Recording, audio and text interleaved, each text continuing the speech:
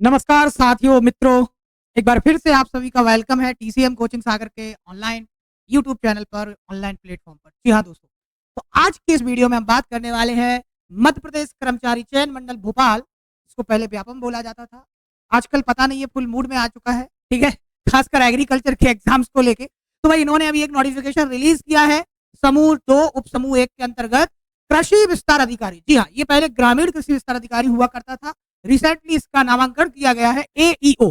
पहले आरईओ हुआ करता था, rural agriculture sorry rural REO rural agriculture extension officer.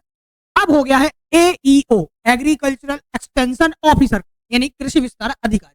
तो ये 2026 में वैकेंसी है। आप देख सकते हो कि इसके जो आवेदन है, एप्लीकेशन है, वो 3 से यानी आज से 3 जुलाई से प्रारंभ हो चुके हैं, जिसकी अंतिम तिथि है 17 जुलाई। इसकी लास्ट डेट है। तो भैया इस डेट को नोट डाउन कर लो।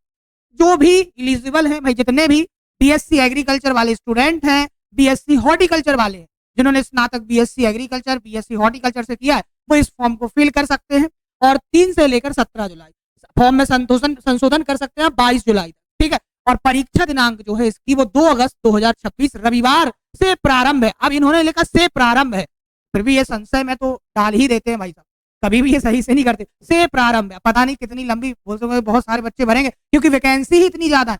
2728 पोस्टें हैं इसकी, 2784 पोस्ट है समथिंग, अभी देख लेंगे आगे। 2784 समथिंग पोस्टें हैं। तो ये समझ लो कि एग्रीकल्चर में अभी तक की सबसे ज्यादा वैकेंसी। तो जो भी स्टूडेंट सच में एग्रीकल्चर में गवर्नमेंट सेक्टर में जाना चाहता है, कृषि एवं किसान कल्याण मंत्रालय के अंतर्गत काम करना चाहता है, उनके लिए सबसे बढ़िया मौका है। लग जाओ जी जान से, 1 महीना है अभी, आज 3 तारीख है, 2 अगस्त से पेपर है। तो भाई देखिए, अब पेपर की डेट आगे बढ़ भी सकती है या कुछ भी हो, लेकिन ये समझ लो ये फॉर्म में है व्यापक, नहीं सॉरी ये बुरा मान जाएंगे, ईएस। ठीक है, तो ये ऑन टाइम पेपर करवा देंगे, यानी 2 अगस्त को ही पेपर करवा देंगे। तो 1 महीना है आपके लिए। सिलेबस अभी सब कुछ बता देंगे आपको।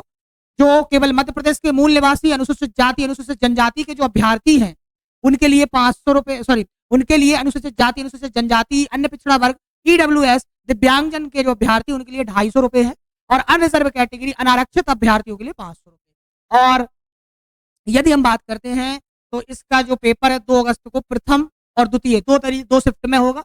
प्रथम 7 से 8 बजे से भाई रिपोर्टिंग समय है, 8:30 से 9 बजे तक, मतलब 9 से 12 और 2:30 से 5:30 बजे इसका पेपर रहेगा। बात करते हैं कि अभ्यर्थी का आधार पंजीयन बहुत जरूरी है। बोर्ड द्वारा आयोजित परीक्षा में मूल फोटो पहचान पत्र लाना अनिवार्य होगा। तो ये तो सबके पास है, ये तो पूरी चीजें आप पढ़ सकते हैं। क्लियर है, ऑलरेडी आप लोगों की इस पर प्रोफाइल बनी होगी, तो उसी प्रोफाइल के माध्यम से आप फॉर्म भर सकते हो, अलग से कुछ नहीं करना। क्लियर।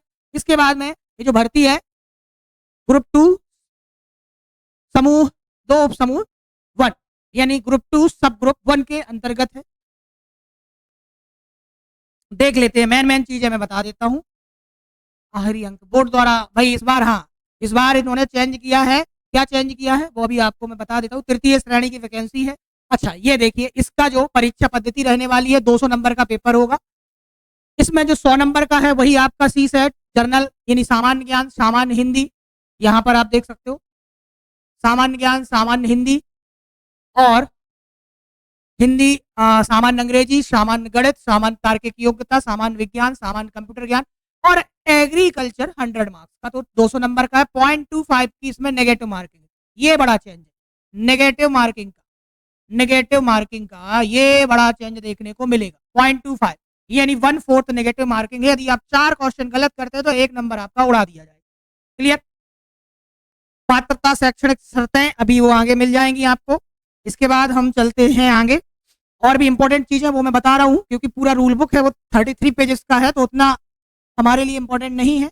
इंपॉर्टेंट जो चीजें हैं वो मैं आपको बता रहा हूँ भाई। देखिए, हाँ इसके बाद एज की बात करते हैं, तो भाई डायरेक्ट अनरिजर्व कैटेगरी के लिए 18 से 40 है, और मध्य प्रदेश के मूल निवासी जो है अनुसूचित जाति अनुसूचित जनजाति अन्य पिछड़ा वर्ग, शासकीय निगम मंडल स्वशासी संस्था के कर्मचारी, नगर सैनिक, दिव्यांगजन महिलाओं के लिए जो है वो 5 वर्ष की विशेष छूट है। यानी 18 से 45 तो है ही, बाकी 5 वर्ष और यानी 50 वर्ष तक के इनमें फॉर्म भर सकते हैं। भाई 50 वर्ष तक तो मुझे नहीं लगता भरने आएंगे। और सभी पदों के लिए भाई यहाँ पर देखिए, सभी पदों के लिए अभ्यर्थियों का मध्य प्रदेश राज्य के रोजगार कार्यालय में जीवित पंजीयन होना अनिवार्य है। तो ये पंजीयन आप लोग करवा लीजिएगा। क्लियर है? आरक्षण एवं आयु सीमा में छूट के लिए आवश्यक वैध प्रमाण पत्र मध्य प्रदेश शासन के मान्य सक्षम अधिकारी द्वारा, भाई ये तो सबके पास होगा। क्लियर? जो अदर स्टेट के उन बच्चों का डाउट होता है, तो भाई ये पंजीयन तो सबके लिए अनिवार्य है। क्लियर? अदर स्टेट से भी आप हो तो ये पंजीयन आपको करवाना पड़ेगा। यहाँ एमपी में रोजगार पंजीयन आपको करवाना पड़ेगा, तभी होगा। इसके बाद में आप जनरल कैटेगरी से फॉर्म भर सकते हो, अदर स्टेट वाले ऐसा नहीं एलिजिबल रहते हैं। स्थायी निवासी के लिए है, ये तो बहुत सारी डिटेल्स इन्होंने दे रखी है। इसके बाद में मैं बात करता हूँ आगे।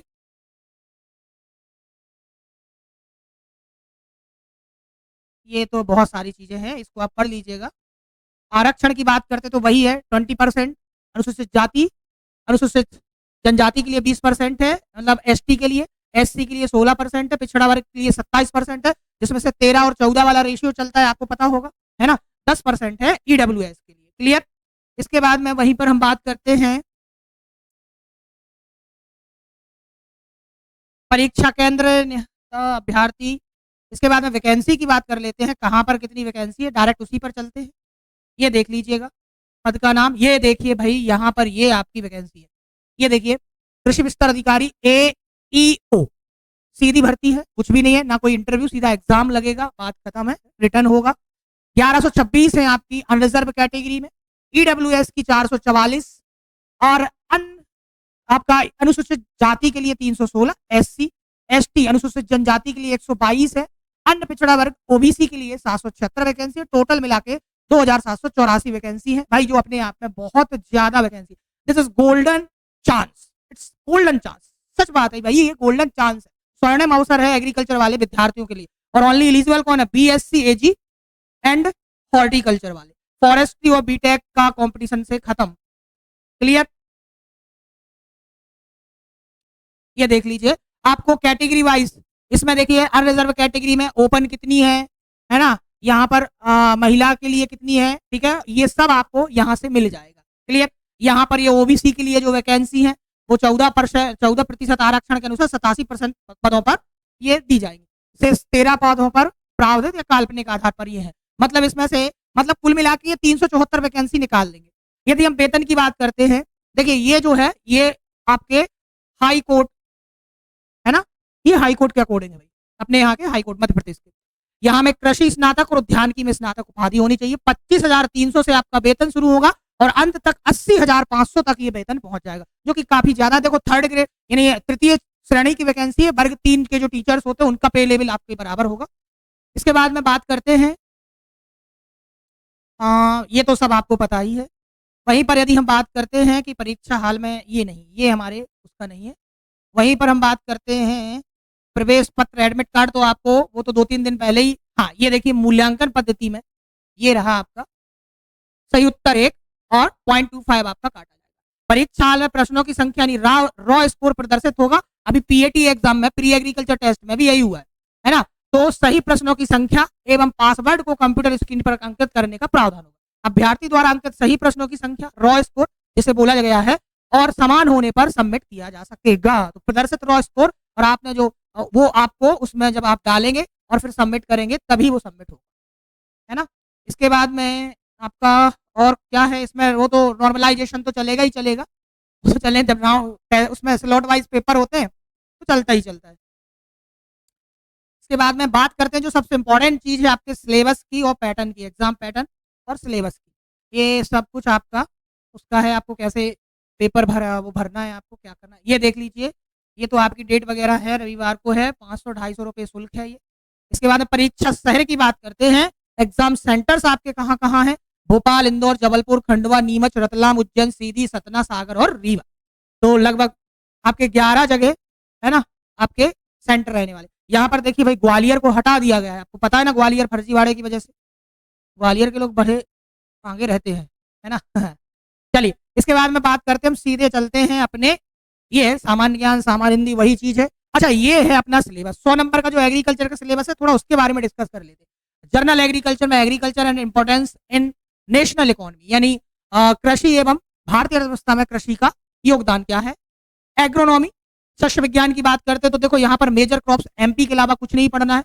एग्रोटेक्निक्स of major field crops of MP Madhya Pradesh, farming system जो भी है, sustainable agriculture, introductory agro meteorology, और agro climatic and agro ecological zone, इनके बारे में पढ़ना है। सॉइल साइंस, मृदा विज्ञान की बात करते हैं। Soil and its composition and its role in crop production, physical, chemical, biological properties of soil, essential parts, plant nutrients, their function, dynamics, integration, nutrients management, problem soils, problematic या problem soils, problem soils मतलब आपकी alkalinity, salinity और acidity वगैरह।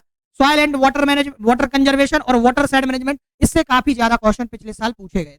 Plant physiology के बारे में आपको absorption, कैसे प्लांट्स जो है एब्जॉर्ब करते हैं न्यूट्रिएंट्स को, वाटर को ट्रांसलोकेशन करते हैं, metabolism of nutrients, photosynthesis, respiration, growth and development, growth and regulator, यानी पूरा का पूरा पीएटी का सिलेबस भर रखा है भाई मेरे। Crop improvement, elements of genetics and plant breeding, horticulture की बात करते हो तो package and practice, important fruits, vegetables, ये पूरा का पूरा सिलेबस जो है प्लांट प्रोडक्शन है, एग्रीकल्चर इकोनॉमिक्स है, एग्रीकल्चर एक्सटेंशन एजुकेशन है। तो भाई ये 10 पूरा का पूरा आपका 100 मार्क्स का सिलेबस। कंपटीशन यही है, नेगेटिव मार्किंग है, तो नेगेटिव मार्किंग से बचना है। बहुत सारे स्टूडेंट जो हैं ये करके आने वाले कि भाई 200 में से 200 लगाओ देखा जाएगा, तो ऐसा नहीं करना। क्लियर है?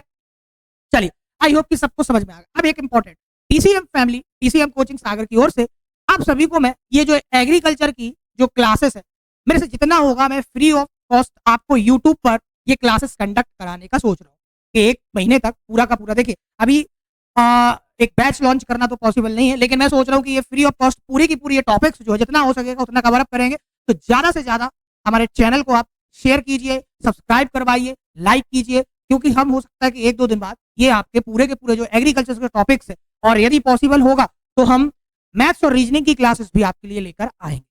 क्लियर है? चलिए मिलते हैं तो क्लास में।